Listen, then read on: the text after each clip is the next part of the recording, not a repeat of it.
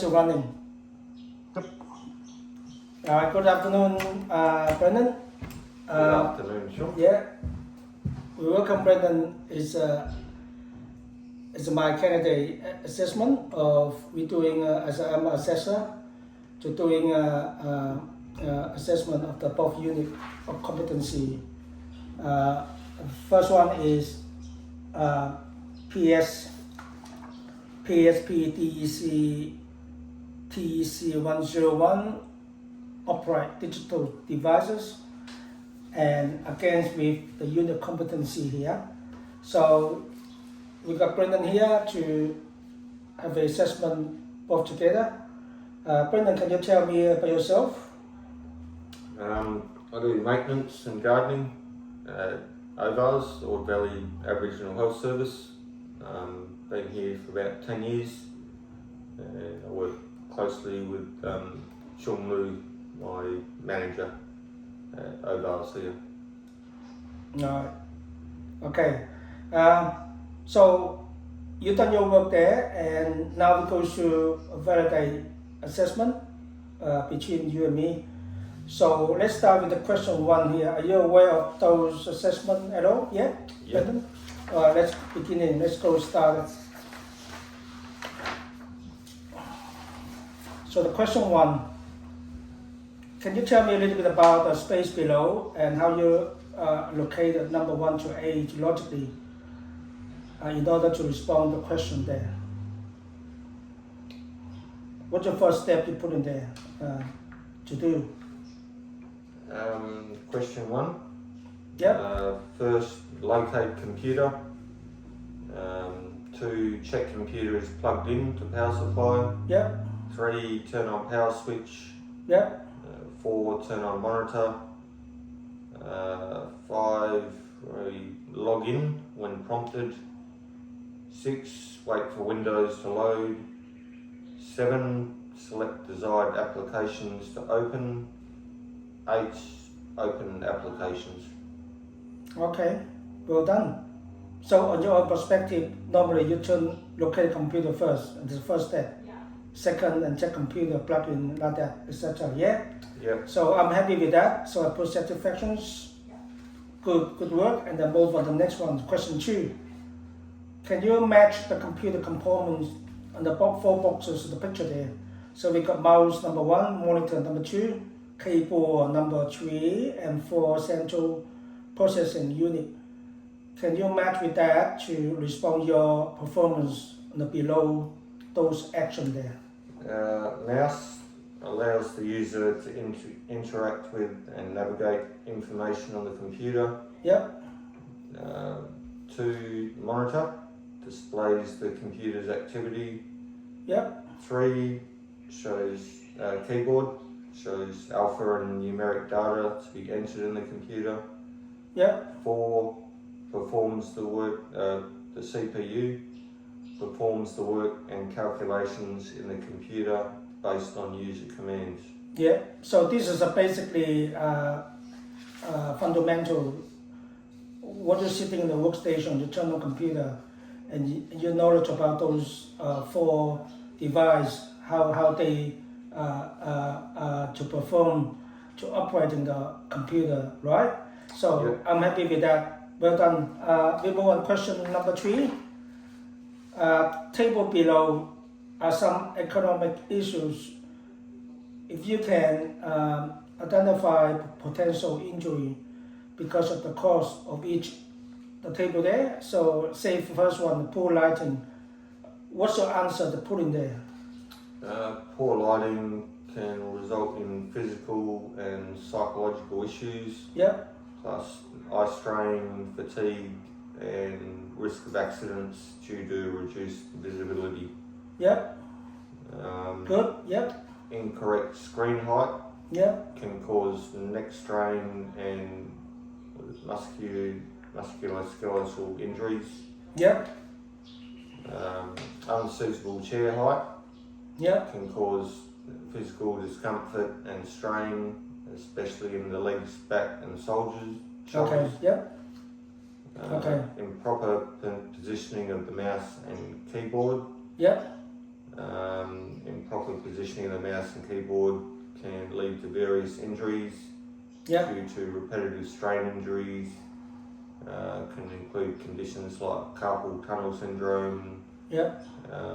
tinnitus, and even issues with shoulder and neck pain. Yes, pretty much. It's a big economic issue, can be leading bigger issues. So you have At to the end be- of the day, there are really big consequences, and that will impact your work, coming to work and to see a GP and so on.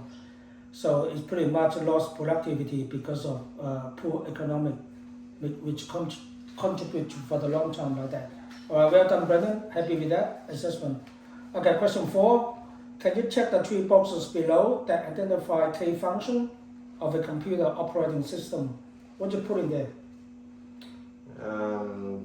To manage the computer's memory resources, Yeah, to perform software as needed, yeah, and to manage peripheral devices such as mouse, screen, keyboard.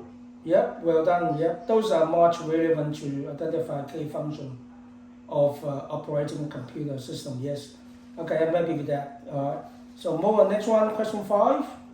And again, check the 3 boxes and identify common organizational practice for inclusion when naming the files.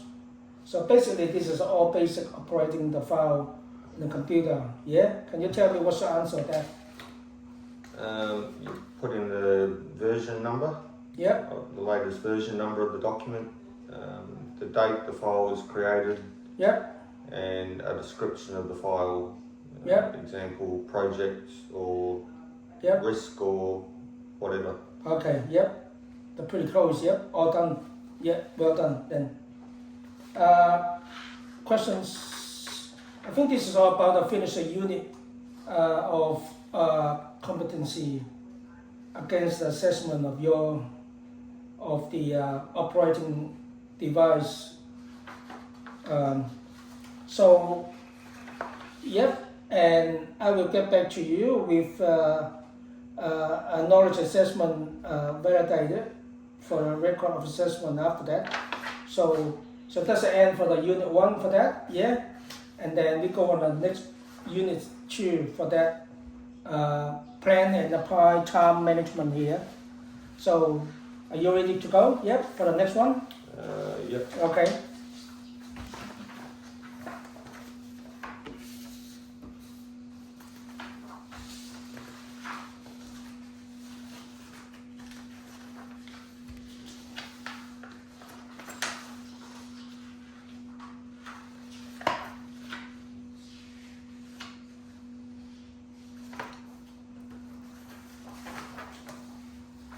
Okay, we move on to the first part of the knowledge assessment as we've done the first unit before. So start with the question 1. Can you describe the relationship between your own work goals and plans and your own company's means overs here, as well as the goals and the plan, and outline what could happen if a person's work goals and the plan were different from the organization, like overs? Can you tell your answer? Can you respond your question then? Aligning myself individual goals with my workplace organisational objective creates synergy that benefits the entire organisation. Yep. Ultimately, it increases my self-employee engagement and motivation. Yep. I, as employee, understand how their work contributes to the company's mission and Yep. strategic priorities, that are more likely to feel engaged and motivated. Okay. I Yep. believe. But not a perfect storm at all times. It is difficult to achieve and balance both. Yep. Sometimes it has to be sacrificed in order to gain others. Yep. Some likely seems to be a balance, the relationship, but short of others. It never has a perfect goal for both win-win. Yep. For example, employees are more likely to expect and request a pay rise during a performance review Yep. upon their excellent merit contribution rationally. Their demand is reasonable in order to make necessary extra effort to make contribution to the company, in turn to ask for a pay rise to cope with the cost of living. However, for organisational budget perspective, it is almost difficult to achieve due to budget constraint or shorter funding policy. When my own personal and work business goals align, it's a win-win situation. Okay, Lifestyle goals and desires connect with inspiration for starting or owning a business. If an individual's work goals and plans clash with the organisation, it can lead to decreased employment engagement, reduced productivity, and potential conflict with colleagues and supervisors. Misalignment can also lead to wasted resources, duplicated efforts, and lack of direction, making it harder to achieve overall organisational objectives, and ultimately the employee could leave the organisation and seek other better working organisation for good. Okay, well done, Brendan. Pretty much close to clarification between your own goals and OVA's goal, company goal. It's a bit difficult, isn't it, to make alignment. But anyway, we do our best for individual perspective and overall the organizational goal, and we try our best anyway. So well done. Your answer pretty much close to that. I'm happy with that to validate your assessment. Oh, good. All right, more on the question 2. Can you research the following three-time management techniques and strategy, and describe how you would use of each one for the planning of your time management techniques? So first one, start with the Pomodoro techniques. Can you give your answer a little bit common sense in that? The Pomodoro technique is a time management method that uses a timer to break work into focused 25-minute intervals known as Pomodoros, followed by short 5-minute breaks. After 4 Pomodoros, a longer break of 15 to 30 minutes is taken. This technique aims to improve focus, reduce distractions, and prevent burnout by structuring work and incorporating regular breaks. The Eisenhower matrix. The Eisenhower matrix, known as the urgent important matrix, is a time management tool that helps prioritise tasks based on their urgency and importance. It categorises tasks into 4 quadrants, allowing individuals to focus on what truly matters and avoid getting bogged down in less critical activities. Alright, good. Well done. Time blocking is a time management technique where you divide your day into blocks, each dedicated to specific tasks or activities. This method helps you prioritise tasks, improve focus, and increase productivity by scheduling specific time frames for each activity. Well done. This is all about and also your response pretty close to the assessment. What I have to validate your work. All right. Any more question about this at all? No. All right. We move on to question 3. Now describe about the following features of a time management plan below. Just tell me what is a goal setting, clear goal setting, common sense in your mind. I know you could answer that, but you can tell me straight face to face about the goal setting of in your mind, in your life. Basically, just focus on your goal. Take what steps you need to achieve that goal. Even if they're small steps. You carry on working towards that goal. And eventually you should achieve. And you break them down little component, make sure realistic and achievable, actionable. Make sure you can achieve. Can't do the whole lot. That's right. All at once. You focus on individuals specifically so you can achieve that, work on that. Finally reach the goal. Okay, well done. And the next one, prioritization and task list. And again, tell you common sense, tell you about your mind. Just prioritise most important jobs to do first. Minor jobs that aren't going to affect anyone Yep. or anything, they can wait till last. Yep. Just concentrate on the most important jobs first, and you can work your way down the list. Yep. Okay. Yep. All good. Yep. Next one, time blocking and scheduling. Pretty much, you're dedicating time in your calendar to different tasks. Yep. So you've always got a sort of plan of what you're doing at a certain time. Yep. It can be distractions or whatever, but you get back to that plan and keep everything in schedule. Yep. And eventually you'll achieve your task. You get there. Yep. In That's the right. end. Yep. Yep. Good. Pretty close. Yep. Pretty specific. Yeah. Aim on the task. Yep. Scheduling. Now the next one, eliminate time wasting and distractions. Just like if someone asks you to go out for coffee or something, or dinner, lunch. Yep.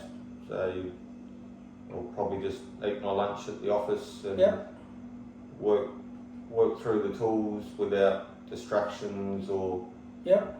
if it's important, turn off the phone so Yep. you're not getting interrupted with Yep. phone calls Good or idea, text messages. And Yep. you can Focus and or concentrate. Yep. you could always check your phone at a later date when Yep. when you're not busy and Yep. all your tasks have been achieved pretty much. Okay. Good. Yep. All right. Pretty close. Yep. And your perspective. Yeah. Explanation. Pretty close. Yep. Well done. The next one, monitoring and review. Means when you set out your task, doesn't matter any small or medium or big size project. When you're down to the track, when you start with the beginning and then you move forward and down to the track, you have to look at your hand, review them, monitoring, review them, monitoring. Why is that? Yeah. Monitoring and review involve observing and assessing the progress and effectiveness of a project,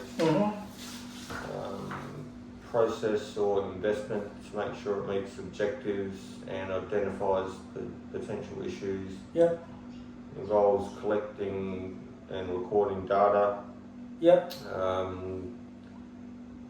Basically just keeping an eye on everything. You're making necessary adjustments. Yep. It's a part of risk management, making sure all controls are effective. Yep. And identifying risks that come out in that process. Yeah. So you're alright with that, you understand that. Very good. Thank you. Any more of this question? No? Answer? Not really. Right. Well, next one, flexibility and adaptability. Yeah. Adaptability mainly implies anticipating and planning ahead to allow for contingencies, and flexibility can be more immediate or situational. Yep. You can be flexible to make adjustments or compromise in situations. Yep. When adaptability, it might involve changing your behaviour or strategy. Yep. To fit a new, say, environment. Yep. Basically, it's just about adapting within a framework. Yep.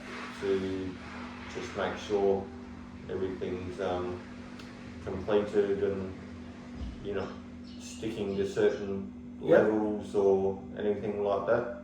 You basically adapt yourself to fit to any situation. Okay, good. Alright. Alright, thank you for your answer, question 4. We move on to the next one about the policy and the process, question 4. Tell me a little bit about code of conduct and ethics policy. Have you come across your working experience at all or some other organizations? Tell me a little bit about code of conduct by looking at your mind, common sense. You always have to follow code and conduct. Yep. It's part of your employment. have to, we've got stuff like dress code, you have to follow the Yep. dress code. We've got holiday and leave policies. Yep. There might be, say, weather-related policies to cease work when the temperatures are too high, Yep. or work indoors at that time. You have to stick to your scheduled breaks. Yep. If you've got half an hour lunch, you can't go and take a 2-hour lunch. Yep. Yep. Unless it's, say, previously arranged and you make up for that time afterwards. Yep. You've got everyone's got certain responsibilities in their role Yep. that have to be achieved. Yep. Otherwise, that can let down other staff. Yep. You got your sick leave and injury policies. Yep. You have to take the actual leave that relates to your sickness or injury. Yep. You have to fill out the correct leave form. Yep. Forward it through. Yep. That's to- what all of us to the doing right now. Yep. That's right. manager or Yep. HR or accounts Yep. or whatever. Pretty good. Yep. All right. All pretty close to your mind expressing the code conduct, the meaning of that. You explained very clear. Thank you very much. Move on. Next one, equal opportunity and non-discrimination policy. You come to your mind. You can tell me what is the equal opportunity. Basically, you can employ anyone in the role. Yep. So if someone's got, say, one arm, Yep. if they can still do the job, Yep. or say most of the job, Mhm. you can't discriminate and say, no, you've only got one arm, you can't have the job. Yep. You can't discriminate against different races, religions, Yep. because every organisation, they're going to have different people from different backgrounds, Yep. ethnicities, stuff like that. Okay. Yep. So that's very important Yep. in the workplace and being an employee. Yep. And discrimination policy. Yep. Yep. Okay, so next one, performance management and evaluation procedure. You know the PA, performance management, Yeah. performance appraisal is similar. Can you tell me a little bit about your mind for this? Basically, it's evaluating. Performance? Yep.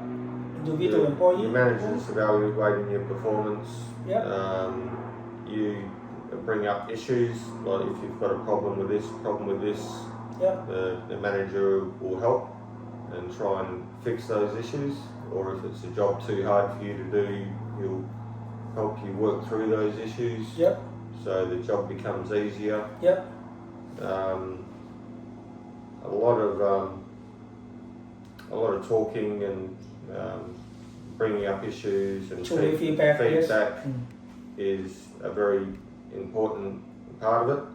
Yep. And being honesty, not making up stuff, because Yep. that's not going to improve your situation. Yep. Just saying yes, everything's Yep. alright, where there may be an issue. Yep.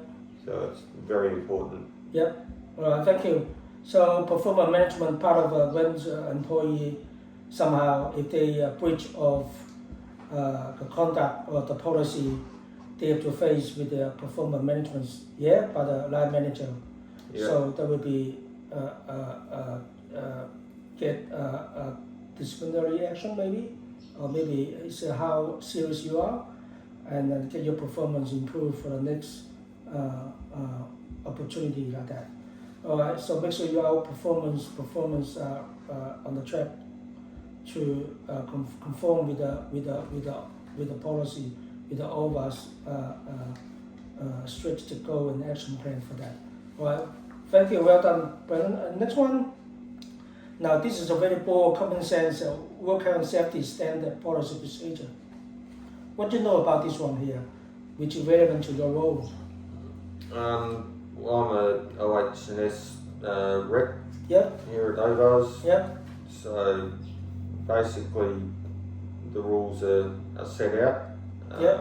If some rules aren't set out, it might be common sense. Yep. So to hold on to a hand railing when you go down the stairs. Yep.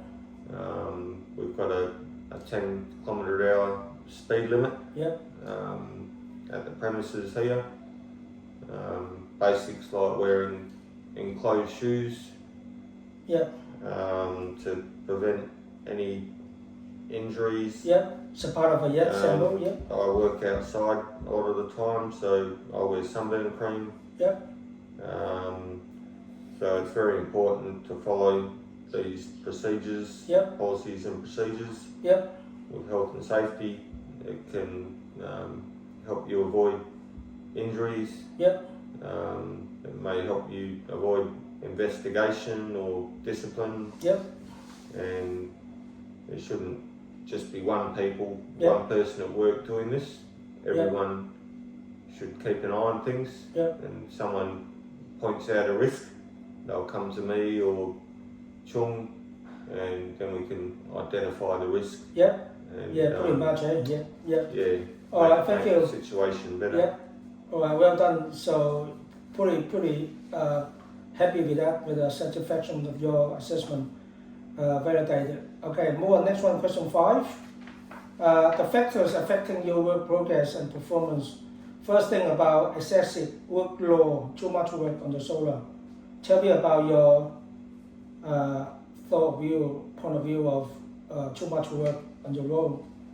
You basically have to, going back to time management, you have to do the important jobs Yep. first.